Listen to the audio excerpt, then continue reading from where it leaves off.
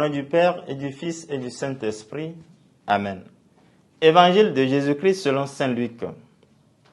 En ce jour-là, quelques pharisiens s'approchèrent de Jésus pour lui dire « Pars, va-t'en d'ici, Hérode veut te tuer. » Il leur répliqua « Allez dire à ce renard, voici que j'expulse les démons et je fais des guérisons aujourd'hui et demain, et le troisième jour, j'arrive au terme. Mais il me faut continuer ma route aujourd'hui, demain et le jour suivant, car il ne convient pas qu'un prophète périsse en dehors de Jérusalem. Jérusalem, Jérusalem, toi qui tues les prophètes et qui lapides ceux qui te sont envoyés. Combien de fois ai-je voulu rassembler tes enfants, comme la poule rassemble ses poussins sous ses ailes, et vous n'avez pas voulu. Voici que votre temple est abandonné à vous-même. Je vous le déclare, vous ne me verrez plus, jusqu'à ce que vienne le jour où vous direz, béni soit celui qui vient au nom du Seigneur. Acclamons la parole de Dieu. Louange à toi, Seigneur Jésus. Viens, esprit de sainteté, viens, esprit de lumière, viens, esprit de feu, viens nous embraser. Nous sommes aujourd'hui 31 octobre 2024, dans la 30e semaine du temps ordinaire année B. Le Christ en chemin vers sa donation totale à travers sa mort et sa résurrection se voit empêché par les pharisiens qui l'avertissent de l'intention d'Hérode de le faire périr. Jésus, après l'avoir traité de renard ou de rusé, poursuit son chemin malgré l'obstacle qui l'invite à abandonner sa mission de rédemption.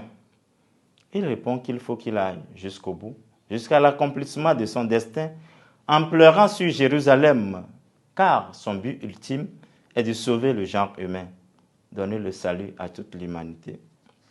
Par son attitude résiliente, sur le chemin de la croix, le Christ nous invite à deux attitudes. Il s'agit premièrement, pour nous, de résister à toute tentation qui nous détourne de notre but, de notre vision d'imiter le Christ, de le suivre de plus près. Pour y arriver, il faut de la ténacité dans notre engagement. L'accomplissement exact de notre devoir de chrétien quand surgissent les obstacles. Devant les obstacles, nous ne devons pas nous décourager, manquer notre vision, notre objectif. Deuxièmement, en pleurant sur la ville sainte, signe de sa grande compassion à l'égard de ses compatriotes, le Christ nous donne l'exemple de l'imiter. Combien de fois ai-je pitié devant le drame qui tombe sur les gens? Nos cœurs sont-ils meurtris devant le refus de pardonner, devant les catastrophes, devant les malheurs qui s'abattent sur nos frères? Le Christ voulait rassembler tous les Israélites sous sa couvée. Il nous enseigne par là le rôle du chrétien aujourd'hui, celui de protéger les plus faibles, s'approcher d'eux avec compassion en leur proposant le salut qui vient de lui.